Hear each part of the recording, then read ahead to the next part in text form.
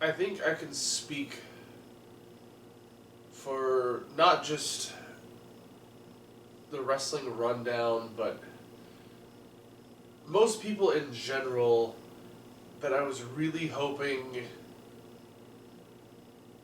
2017 was going to give us a little bit of a break. But I'm afraid not. We learned that Jimmy Superfly Snuka had passed away. You know, the solace for me in this is that he wasn't well. And, you know, he did have, you know, according to his doctors, a very limited time left. And, you know, so the silver lining is that he's not suffering anymore. But it's another legend who was pivotal to so many people's careers that's no longer a tangible thing anymore. Yeah, it's never easy when, you know, we've dealt with people like Dusty Rhodes and Roddy Piper, and, you know, even people like Eddie Guerrero, you know, just people who meant so much to the business, being taken far too early due to unfortunate situations. And, you know, Snuka was, you know, like you said, he wasn't well. He was, you know, it's better that he wasn't just constantly counting down days, or, Yeah. you know, it's good that he's not suffering anymore, but it is a huge blow to the wrestling world, wrestling fans, and, you know, anyone who respects what these, you know, these 60, 70, 80-year-olds did to pave the way for what we continue to enjoy today. Yeah, there are so many guys, and a lot of them, like, a lot of high-flying guys from, like, the early 90s through the Attitude Era who really cited him as one of, like, the biggest inspirations. Yeah. You know? And I mean, even Mick Foley. Yeah. You know, Mick Foley wouldn't have become Mick Foley had it not been for Jimmy Snuka. Yeah. You know, and I didn't really appreciate Snuka's work when I was younger. I don't know why. I mean, when I first started wrestling first started watching wrestling as a really small kid, Snuka's career was winding down, or at least his in-ring career for WWE was winding down. You know, because I think he was out of the company by 91, maybe making sporadic appearances in like 91, 92. But when I go back and I watch stuff that he's done now on the network and other things that I've seen on YouTube, and thinking back about the when that it was, is seeing like how different he really was, and like how much of a trailblazer he was actually being at that time, because you didn't see a lot of guys doing what he was doing on television. Especially a guy of his size. Like, yeah. He wasn't a small high flyer. He was jacked and was still just getting this amazing air off of the top rope. And, you know, that itself, you know, watching someone defy what you can expect from that person is what inspired so many people to become what they did in professional wrestling. Yeah. And above all else, to Jimmy Snuka's love for professional wrestling, for the business, carried him on for so many years, even past like when he left WWE. I remember when I was like maybe 11 or 12 years old, I went to California and I went to a show that they had at some casino there, my grandmother was nice enough to take me to a wrestling show, and they had the Harris brothers versus Tito Santana and Jimmy Snuka. Wow. You know, it was really trippy, and I mean, it was kind of like weird to see the like there was an immense change in his body. You know, because unfortunately, you know, he said he was jacked, but that was during the the steroid era. It wasn't a natural thing. But the fact that he still went out there and did stuff and was trying to do stuff even though he was getting older, and then he would make random sporadic appearances in WWE. He had the match at WrestleMania with him and Steamboat and Piper against Jericho. Him and Piper showed up in the Rumble in I think 2007 or 2008. Yeah, him and Dusty Rhodes, and I think Roddy Piper did an in-ring segment at a Raw here with Umaga just prior to WrestleMania 23. For me, I don't have childhood memories of Jimmy Snuka because I didn't start watching wrestling until '99, and so he was far out of the business at that point. But I know a lot of what he's known for. His major feud with Roddy Piper. There's things that he's done, and I respect, and I got to see a lot of that sporadic appearance throughout the last 10 years or so. But it doesn't soften the blow. No. The thing is, the best part to remember when one of these icons pass is that their legacy is going to live on forever. Not just in like I said, like a tangible way, like the network where you can go watch the videos of what they did and whatnot. That's great, but you'll forever have their lasting effect on professional wrestling when you watch the wrestlers of today do what they do now. Yeah. So our condolences go out to the Snuka family and all of his friends. We here at the Wrestling Rundown wish that Jimmy Snuka will rest in power.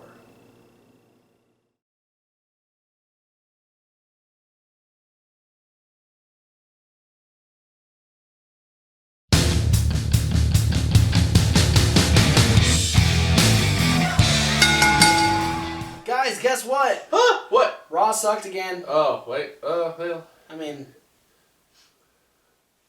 I'm changing the term for Raw to, like, it's going to be mediocre. yeah.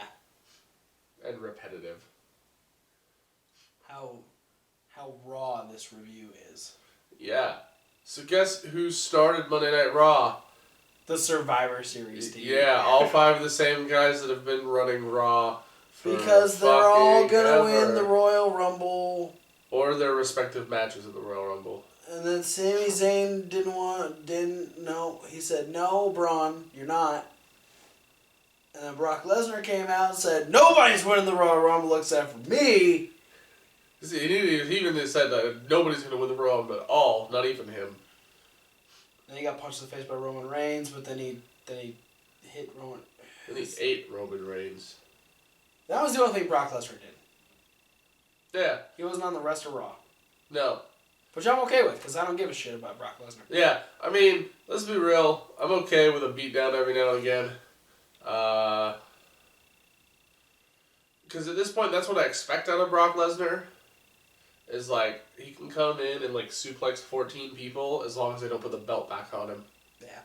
The only person he didn't actually like do anything with was Braun, because Braun pulled the heel move and walked away. Yeah, which is kind of cool because I feel like maybe they were like, we need to figure out a way to get heat on Braun Strowman because it's good. He's starting to get over with how like, big and powerful he is. Braun's doing good stuff. Braun is raw. That was Monday Night Braun. Yeah. But yeah, that was a good move from Braun. He walked away, got a big old boo from the crowd, and then that's when Roman Reigns punched Brock Lesnar in the face. And then he got booed, and then there was other stuff, and And then Brock Lesnar was... Yeah, I don't say, like, Sami Zayn fucked the whole situation up, by the way. Yes, he because did. Brock was coming out prior to Sami Zayn's arrival, and all 5 guys who were in the ring stopped what they were doing, and all looked like they were preparing themselves to take on Brock in a 5-on-1 situation. Sami Zayn jumped in the ring, jumped on Braun's back, and all of a sudden, that just meant Roman Reigns and Seth Rollins need to start fighting Chris Jericho and Kevin Owens. That was the signal. This also got turned into a 6-man tag team match for our main event, where The Shield and Sami Zayn would take on Braun Strowman and Jericho. It's been Teddy Long all over again. And then we had 2 little segments that led up to that, where Sami Zayn was trying to make plans for The Shield, and they didn't care. And then Jericho were making plans for Braun, and he didn't care. That's it. Braun's going to be the new member of The Shield. Because they all don't care. Can you find a tactical vest big enough for Braun Strowman? Probably not. He'd just wear a SWAT band. Somebody draw fan art of that, please. Anyway. Somebody draws fan art, please. Of anything. Good luck with that one. Lucas, do you draw? You're about fan art, anybody. Come on. Enzo and Cass defeated Rusev and Jinder Mahal in a tag team match. Yay! Because Rusev got taken out by Cass, and then Jinder lost to Enzo. Yeah, Enzo cut the shortest promo of his entire career, I think. Yeah. He said one thing, and then he told Cass to do his thing, and then Cass did his thing, and then they won a tag team match. Alright, Daivari defeated Lince Dorado. He was kind of showing off to Jack Gallagher, who was up at commentary, because they're having their I Forfeit match tomorrow on 205 Live. Yeah, I think the highlight of this match for me was the fact that Jack Gallagher was on commentary. Yeah. Alright, Daivari winning with a seated Cobra Clutch. Almost kind of a, like, Cobra Clutch in crossface position, making Lince Dorado tap Which out. is okay with me, because I'm just glad the Middle Eastern guy didn't go with the goddamn camel clutch. Yes. He picked a different C-word animal. And Cobra. and it's okay. He took that from Sergeant Slaughter, and that's fine. Yeah. The Club defeated Sheamus and Cesaro in a tag team title match. And I was like, oh, Unfortunately, it was the second referee that made the pinfall after the Magic Killer on Cesaro, because for some reason, Sheamus was so mad, he was forearming everyone in the face, including the original referee. Yeah, so they got disqualified. So this is what we call in the biz a dusty finish. Yes. And I appreciated this. This is a good, we didn't just get the Club squashed. We didn't get a clean win for the champions. It was it works. The closest thing the Club different. The closest thing the Club can do to not lose is win by disqualification. Yes. Yeah. That's the closest thing they're ever gonna get to the tag team titles. Sorry, guys. Yeah.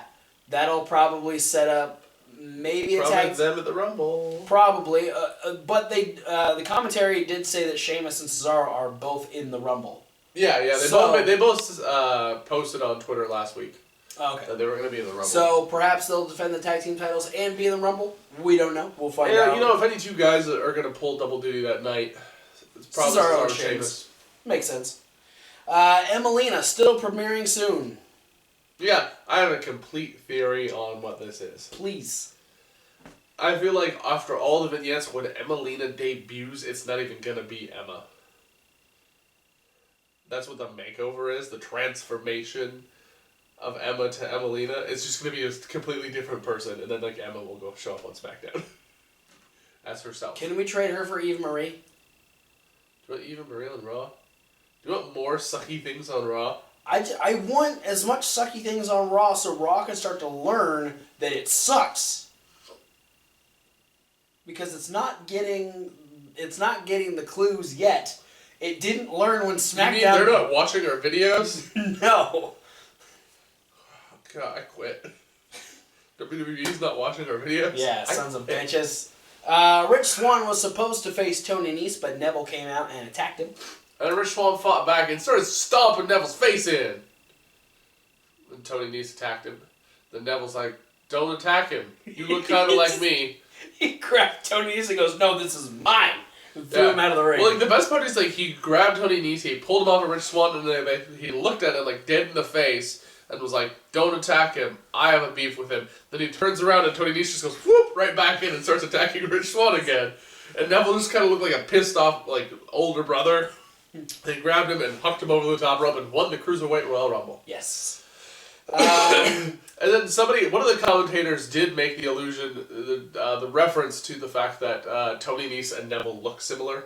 Yes, because they're short, stocky, and real muscly. Yeah. And it's like, one of them was like, yeah, it's like looking into a mirror. Sure. If Tony Nese got punched in the face a bunch. The New Day talked about all of them being in the Royal Rumble. Yeah. And then Titus They're all O'Neil going to win the Royal Rumble, apparently. Yeah, if one of them wins, they all win. And then they'll all go to the main event of WrestleMania. Then Titus O'Neil came out and said, I want the spot. I don't want to be in the New Day.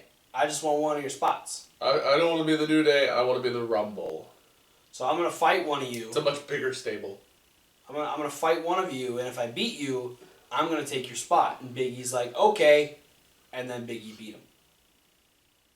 With the big ending. Hey, how about that?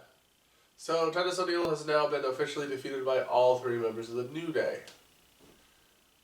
Awesome. New Day are getting on the top 5 for January. Alright. Now, we did have a big development on Raw, though. We found out. Huge. It was huge. It was actually 2 really big things all wrapped into one. They're both huge. 1, Charlotte's a bitch. And 2, she still can't cut a goddamn promo. Yeah. She's got a moment in the sun every now and again, but it's few and far between. For the most part, she sounds like a high school drama student trying to be like really, really professional. Yes, she does. She told us all these things we learned about Bayley during Breaking Ground. That, she used to write poetry, she was a really big fan, she said that one day she was going to be champion and all this stuff, and the crowd didn't care. Nope. Neither did I. They did care when Bayley came out. That's the part what I cared about too. Bayley came out and said, "Yeah, I'm proud to be a fan. I'm proud of my passion for wrestling and all this blah blah blah blah." And then she said some not so great poems at Charlotte, saying that she was going to beat her at Rumble.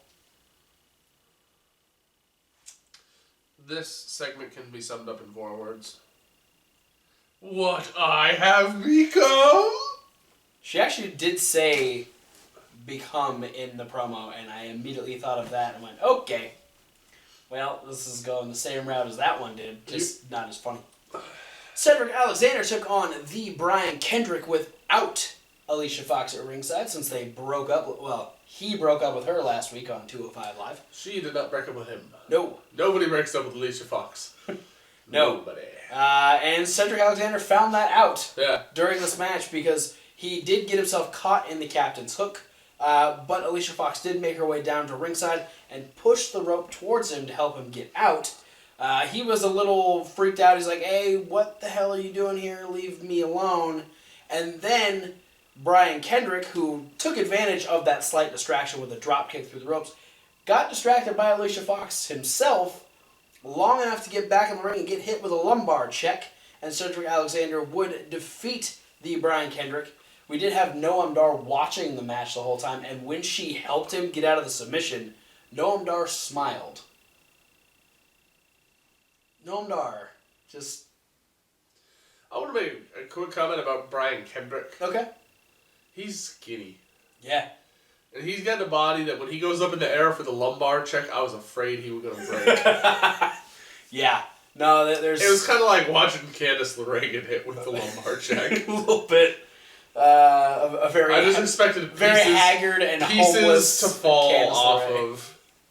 Like, I expect, like, You know, like the old crash test dummy action figures, you hit the button in the chest, the And arms they- and legs and yeah, the heads they pop just, up. like, I explode. kind of expected that to be what happened to Brian Kendrick when he got hit with a lumbar check. Like, all of his limbs just come off. Luckily, that didn't happen. No, that'd be traumatizing. So yeah, Noam Dar's watching from the back. Alicia tried to go for a hug with Cedric Alexander, and he ducked under her arm and left her in the ring by herself. So yeah, Noam Dar's still creepy. Cedric still doesn't want anything to do with Alicia. And then we saw Alicia in the back, and she didn't want to talk about anything with the backstage interviewer. Thank you very much. She just wanted to go talk to Cedric Alexander. I bet it didn't happen because Cedric doesn't want to talk to her. Yep. We also had this was actually shown earlier in the show, but they showed it again just prior to Nia cutting a promo that Nia Jax attacked Sasha Banks while she was kind of doing a checkup on her knee and running the ropes prior to the show. I don't know how you didn't see Nia Jax running down the ramp in an empty arena with no other distraction. I just want to say, again, this is one of those moments where you got to pin it on every person. Because there was about 15 people around ringside. Yeah, there were agents, there were trainers, there were referees. Yeah, doing various tasks. And all they could do was just a few of them pointed. Yeah, and that was after Nia had run her over. Like, usually, like... Well, there was a few who were, like, on the far side from the ramp that pointed, like, as she was getting into the ring. But I'm like, so you're telling me out of, like, almost 24 people, no one could just walk around the ring to the other side and be like, please don't stop, go away, Nia Jax, you're going to attack a person? And, like when it happens during, like, the Suspension of disbelief here. When it happens during the show, I can suspend my belief during the show because there's so much crowd noise that there is a chance you wouldn't be able to hear someone running up behind you. Yeah. Because you have 15,000 people all talking or screaming or cheering or doing whatever. Slurping sodas. Yeah, there's all kinds of just weird sounds that are happening at the same time. But when the arena is empty, you're gonna hear it. You don't even need someone to tell you. I think the best part would have been, or what would have made it better, is if her theme song would have hit as she was coming to the... Oh man, I would have shut Raw off at that point. I would have laughed hysterically. But Nia claims that Sasha is no longer the boss and that the WWE Universe is buzzing about the right woman now. That was a cool little line. I like that. Goldberg showing up next week, yay. What do you bet all the Survivor Series team are going to be in the ring and then Goldberg gets involved somehow and he spears a guy?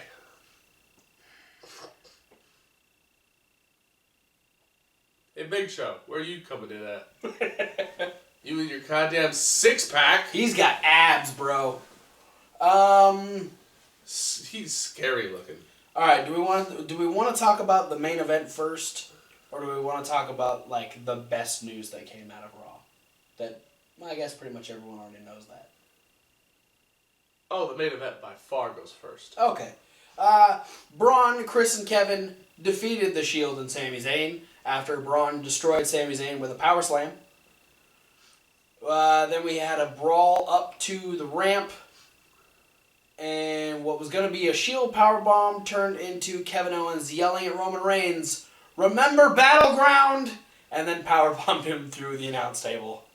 For those of you who don't remember Battleground... We had to look it up. Yeah, there's the Shield triple threat match when Dean Ambrose was the champion for that hot minute. And Seth and Dean double powerbombed Roman Reigns through a table. And then Dean Ambrose retained the championship. Yeah. That was just prior to the draft. So... Don't know why that crossed Kevin Owens' mind, but... Maybe he's just alluding... Maybe Dean Ambrose is going to turn on the Shield and he's going to come out during the match and help Kevin Owens powerbomb Roman Reigns through the table. Help him retain. Because since Jericho will be stuck. Foreshadowing, brah. Either that or maybe he's foreshadowing that Seth is going to turn on him again. Bum, bum, bum. Either that or he just likes table things. Maybe. My bet's on that one. Kevin likes table stuff.